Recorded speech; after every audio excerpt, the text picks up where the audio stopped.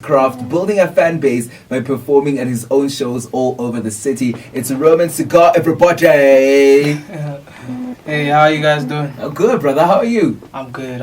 I see the ice around your neck. You know, they say you've seen Davido and Casper and all the hip hop artists, then you know the bling is a thing. But boy, are you glistening tonight? Shut up. You know, I gotta look the part. Is it a reflection of the money? No, of the brand. All right. Of the brand. All right. Thank you so much for coming through. Let's get into it. How do you get the name Roman Ciigar? I saw it and I was like, hey. How did I come up with it? I'll be honest. It was an Instagram name, you know. Okay. I didn't have a rap name. My rap name was PK. Okay. So, and then I was starting Instagram in high school, and then, you know, people had cool Instagram names back then, like Abo Bread, what. Yeah. So and then I just sat down and I thought of an Instagram name in my room. And then everybody at school was complimenting my Instagram name. They were like, yo, your Instagram name is dope. Your Instagram. And I was like, you know what? Maybe this should just be my rap name. You know? But you know what's crazy, right? People would rather go for like PK on Instagram because that's your actual name, and then you think of Roman Ciigar for your rap name. But no, you're just like no. Yeah, like you know how on Instagram you can title twice. Like you can have you seen that thing on Instagram? Like you can put two names. So the Instagram name Roman Ciigar, then the name over there was PK. Oh, I see. So Yeah. So it was like that, and then everybody was just at school was just like Roman Ciigar. Like I was literally in my room just playing on my tongue, Roman Ciigar, stealing cigar. And I was like Roman Ciigar, and then it stuck. Yeah, then I was like, Roman Ciigar. It's a very cool name, I must admit. It sounds cool. Yeah, shout out to you. Congratulations on that. Yeah, shout out. Let's talk about your look. You're here in a do-rag, ice around your neck. Let me see, you have ice around your wrists also. Ice around the wrists too. Well, you're not scared to get jacked on your way here? Like, hey, it's raining. Who's gonna jack me? It's raining. Even these thieves, they have models too for the rain. Yeah. Is this what you look like on a regular, or was it you know what? We're pulling up to Y today. To YFM, yeah, you know. I respect YFM, you know. Okay. Yeah, and I was like, let me put some ice on. Yeah. We absolutely appreciate it. Yeah. So, let me take you back to your childhood. So, there you are growing up in the East. What was that like? I had a conversation with a listener the other day. They're from the East Rand. So, we had a party last year. And I said, I think people from the East Rand are so well behaved. Yeah. And this guy comes through and he's like, yes, it's because... Look, it's my opinion.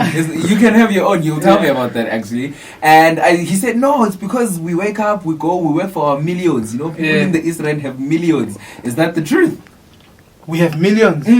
No. I mean, you're dripping. Yeah. Isn't it the North that they're saying that has the millions? I'm being convinced otherwise because from what that guy said to what you're looking like. Where are you from? I'm not from Joburg. You're not from you're not from Joburg? No, I'm not. The East. No. There's no money in the East. No. Not that. The East is more of like a place that wakes you up. You know? Yeah, that's where you wake up. It's the hustlers. Yeah, it's the hustlers. All right. Talk to me about your upbringing. How was it like growing up in the East? It was nice. You know, I was exposed to a lot of life. You know, especially my neighborhood, Spruitview.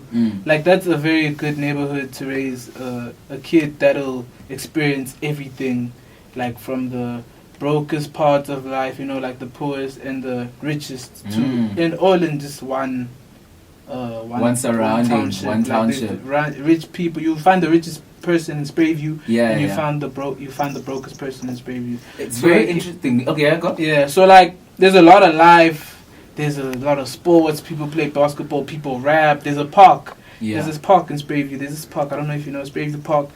It used to have so much life, that park. Like there was rappers, there was basketball players, there was soccer players.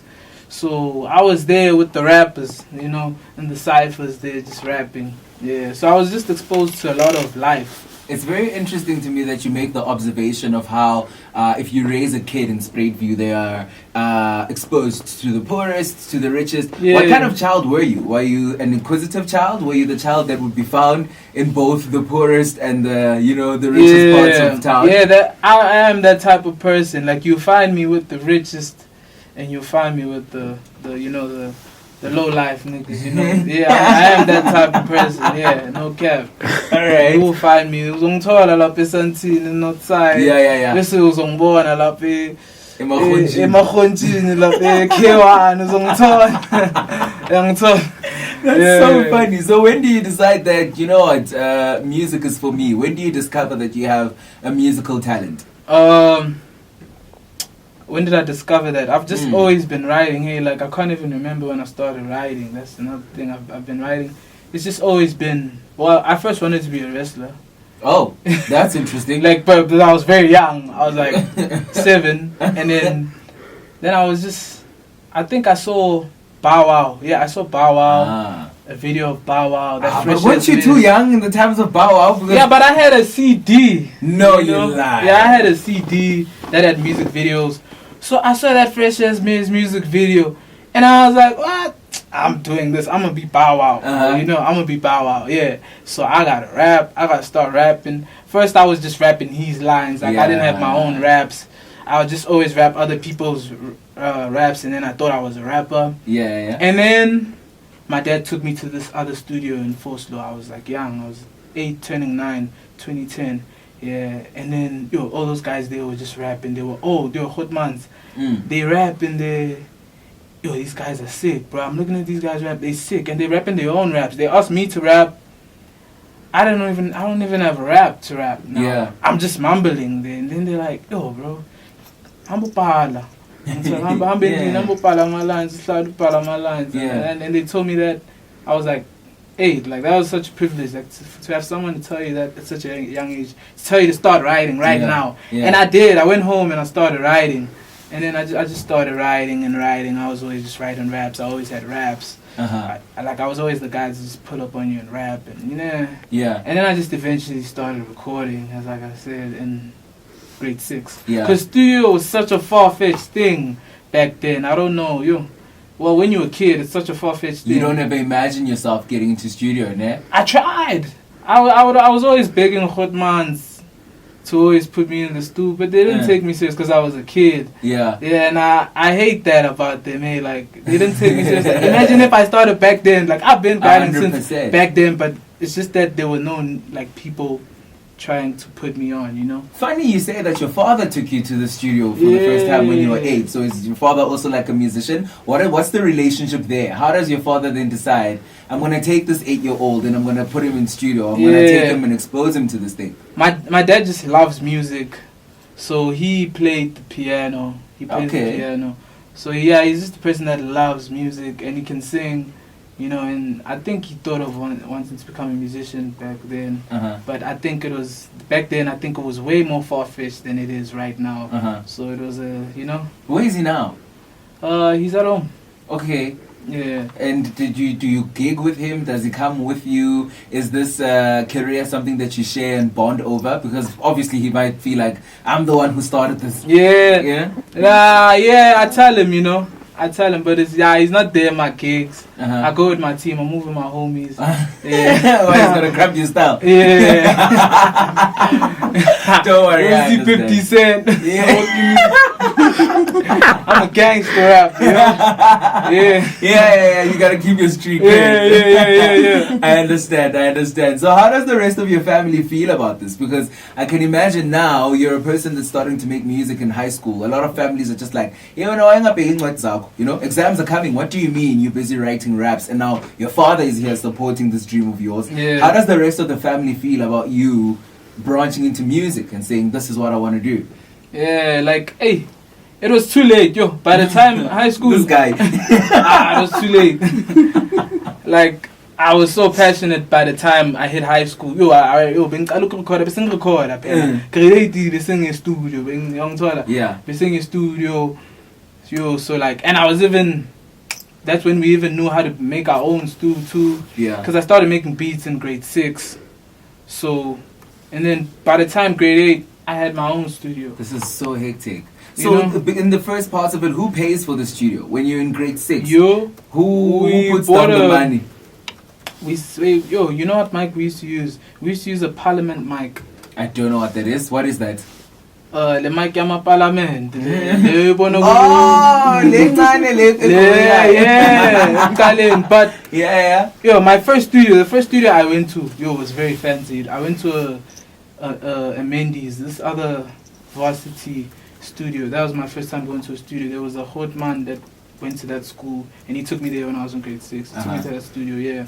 So that was my first. The first time I recorded was in a professional studio. Then I started building my own studio. Yeah. Then I had to come up there again. There was a whole another come up with mics. I started with the parliament. So where are you getting the money to do this from? The parliament mics were cheap. That's why we bought those. Yeah, but where are you getting the money? Is it? Hectic. That's dope. Yeah. Young told. But grade 9, grade 8, I was selling beats. So, there was a time where I was selling beats at school. Everybody was coming to me for beats. I was like a producer too. Yeah. So I was selling beats, and then when you sell beats and you record people, you make quite a lot of money. Hey, how much does a beat go for? I used to sell them for 300 Rand at school. Okay. Yeah, I used to sell them for 300 And Rand. now, how much would you sell it for now? I don't know. Maybe Am I being personal? I don't even sell. Nah, you're not being. I don't sell them, but I'll sell it for $1,000. Okay. I'll sell it for $1,000. That's not bad, right? Yeah, I'm not even like a producer. Like, I produce myself. That's the only reason why I produce, honestly. I only produce because I need the beats. Y'all can pull up if y'all want. I don't even advertise that. Yeah. Oh, you well know. They know if you want the beats. Yeah, if you know, you know. It's if you know type of thing. This guy makes the beats too. Yeah. So I was selling the beats, and then there was this one time I sold so much beats, and I recorded so many people that I had 4,000 Rand in grade 9, and then I was like, yeah, man, let's go buy a mic, bro, and like an interface and record. Let's have a nice studio. Let's have a studio and make some music, man. And look at you now. Yeah, man, we out here, YFM. You dig? Tell me, were you never anxious about joining this industry? Because you started from a very young age, so obviously I don't think you were aware of the politics that happened. Yeah, but the older you grow, you're just like, oh, were you never anxious? That's what the were your thing feelings about that? I was never anxious. Hey, I'm still not. Like, I'm so delusional. I'm such a delusional person. Like, you know what you remind me of? I'm a problem. You know who you remind me of? I watched a documentary of Tupac recently, and he's literally just like you. Yeah, bro, I'm very so aloof. Delusional. Yeah, very delusional. I just want to rap. Yeah. So you never thought about it when you see it now? I don't doubt. I think I'll be sorry. Yeah. I keep doing my thing, Yeah. Yeah. And it's working out really well for you, hey? Yeah, I'm pushing, I'm giving him my all. No, Shem, you are. Shooting my videos and everything. Yeah. I saw you've got over, I think, 25? Is it 25 or 28,000 Instagram followers now? Yeah. Is it 28? Yeah, it's 28. Okay, so you built quite a fan base, and obviously you did this by performing on stages as yourself, building your own fan base. Dropping content. Yeah. What was music videos? Talk to me about the feeling when you got on stage for the first time and you performed your song. How was that? Yo, it was lovely. Like, it was at a gig, in Sandton. How long ago was this? This was in grade 9 in like 20 what? No, this wasn't grade 9. This was 2018. Okay. Yeah, I was 16 there. And you took it all the way to the north. Yeah, it was in the north side, with the SoundCloud rappers. I was one of the biggest SoundCloud rappers at that time. Yeah, and then it was in the north. There was some party. And they loved it, hey? And they knew who we were. Like, it was crazy. They knew the song. That was crazy. Like, SoundCloud times were crazy, Yeah. It was very lovely. Though. Who's we? My friends. Oh. The friends I was with at the time. Let me give people credit, Tavi, Ray Samples, Yeah. Those are my friends, and we were moving together, and we were performing back from 2018 to 2019.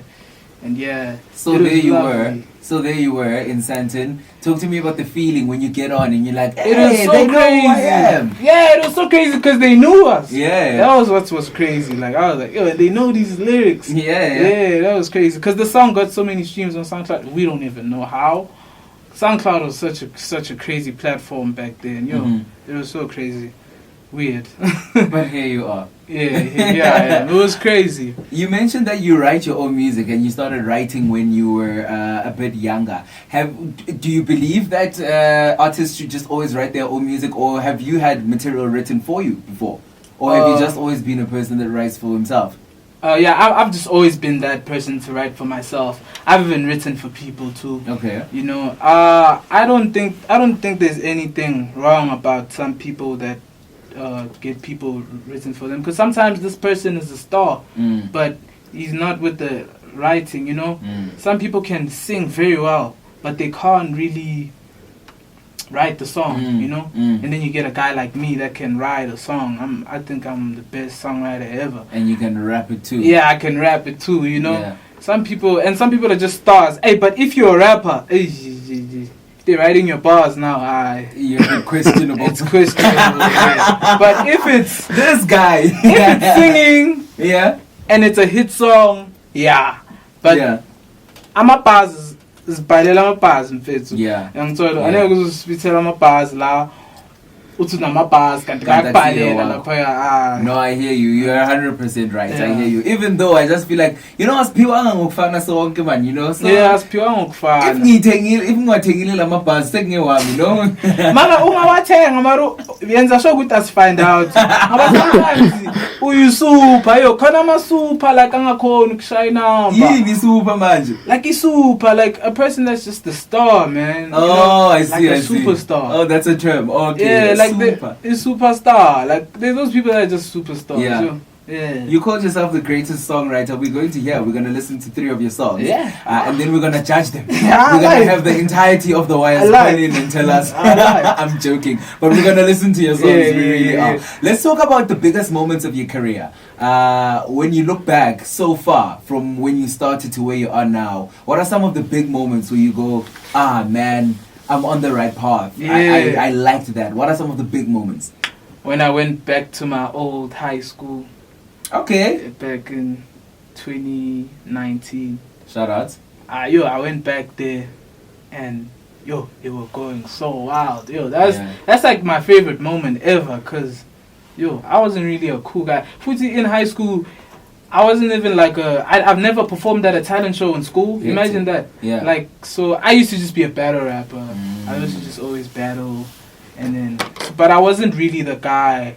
In my high school, I wasn't really the guy that this is the biggest rapper in school. I wasn't that guy. So you were not the cool kid. Yeah, I wasn't the guy. So that's why you were so shocked when you get there and they're like, Yeah, when I came back there and then I performed my songs, they know them word for word. Yeah. That was crazy, Like, it's so crazy when people know your songs word for word. Like, on stage, that's crazy, I can imagine. I saw a video of the guy who made the song Calm Down with Selena Gomez Rema, and he was performing, and before he could even say a word, everyone else was singing his song back to him, and he just stood there gobsmacked. So I can imagine how you felt. Yeah, like, and that time, and it's so, like, and you're an upcoming at that time, you know what I'm saying? It's like, you're like, I'm not even that. I'm see super. I'm super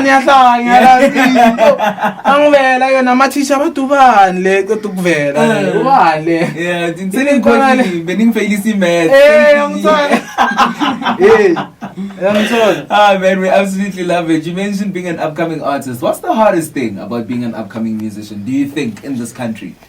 Or generally, actually? It's so hard for people to work with you, I won't lie, hey? Because they want you to be the guy, you know? And me, it's even as, like, it came to a point where I was like, nah, you know what?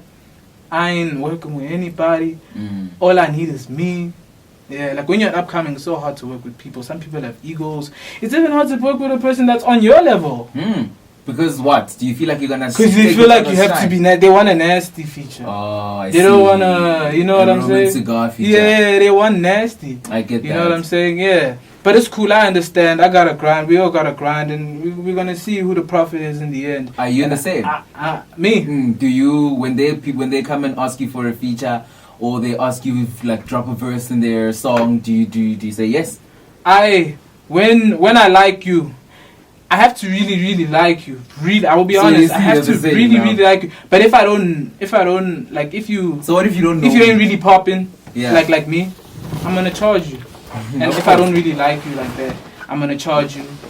And then, if you're on my level, and you're pushing like me, and you ask me for a verse, and you're really pushing. I don't even have to like your music that much, but it gotta sound at least quality.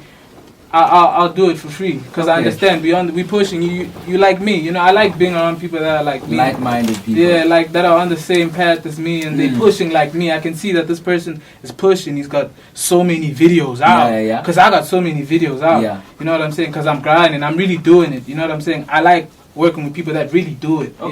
I almost said you're problematic, but just the last statement that you said, okay, I agree with that. You really do it. Like I like working with people that really do it. I'll do it for free when you really do it. And you're on my level. Because I feel like so hard to choose. Shout out YFN for when the sun is chronicle. Legendary moment like the Floyd and Diego fight, historical. I'm just doing what they deem impossible. Throwing ass at yours, ibang sanok vaga siya pose. If it is Spruitview, posing one in ties, ala sa head fielding. Figing shy store, ang namastoring im chele lily sika. Ngapas beer mama kodi. Pandu klula mapara wase pick and pay. The catalog is in full stock, just pick and play. I really hate it when dudes talk as tough as Ray. You know you made him with YFM as you had your day. I'm worldwide like my manager was Scooter Braun. I'm at my prime, but I ain't sipping on that Jake Paul. And how to know I'm not lying? Well, just check if the microphone's on. I spit the truth when I'm in the booth like I'm talking to a pastor. Honestly, I'm not the one with all the answers. Yeah, I rap smart, talk funny. They used to call me a dummy. Now they look at me and all they see is money. I was betting on myself. I had to catch a 6. Hip hop was playing hard to get. I had to bag a chick. Chasing your dreams ain't easy, but so is life. So just make the most of it while you can and roll the dice. Cause trust me, if you think that boy's nice, then I'm twice as nice. No disrespect to the other guys, I'm Iron Mike. I'm on a different level, I think me glue. You swear this plate is for the devil, what I cooked and stew. I'm trying to make my mama proud, jungle lady do. And sazo bala ngam, and buta makrayon, and sazo kala ngam. Melin lale machimin, and manzo dhala nam. Melin is biggest billy, and uktole fana nam. Running up the bank, growing these trees, baby, I don't even think. Call me Mr. Bean, how I never conversate. All I do is operate, concentrate. I'm all about money now, I just hope you can relate. Don't tell me about buddy count, I've been fucking up the game. Check me out in the media, Cyclopedia on Wikipedia. Pop on radio, my peers pop on islands. I'm on a different island, I'm a god, you a tyrant. Major keys, you a minor, the guardian, you a minor. Of course I'm a finder, hip-hop, the multiplier. She was mine from a start. I never meant to break her heart by killing her in every art, every part. I'm just making my mark, and I inform like Tony Stark. I got heart, I play my part, I know the script for tomorrow. Yes sir. Shout out YFM, shout out everybody that's supporting this music. I'm on the way, by the way. 1st of July, I don't even know what it's called yet, like I said on the interview. But yeah, man, shout out my supporters. Shout out all my homies I never mentioned on the interview, man. Shout out Snoggle, shout out Boomy, shout out my homie, man. Shout out Laddie Maddie, shout out Rain Rax. My love to you.